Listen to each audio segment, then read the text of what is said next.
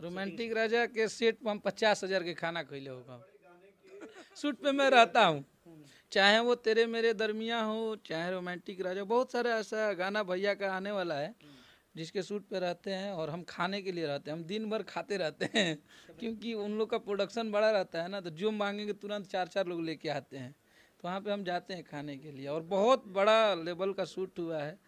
और हम कुछ देर तक जब मुदस्सर खान के बगल में बैठे तो विवेक भैया ले गए हमको, बोले कि थोड़ा बैठ के यहाँ से शूटिंग देखिए। तो हम कंफ्यूज थे कि ऐसा भी होता है शूट, क्योंकि उन लोग की टैलेंट और बॉलीवुड वाले लोगों को देखना, हम तो देखला ही ना रही सब मैंने बॉलीवुड के शूटिंग। हमने के भोजपुरी में गोला रोड के पार्क देखत रही जाते ना दिन से, तो देखनी ओकरा में पता चलल कि 14 लाख खाली 13.5 लाख के लाइटे लागल रहे। और मुदस्सर खान जी 15 लाख 16 लाख रुपया वो सिर्फ कोरियोग्राफी का लेते हैं।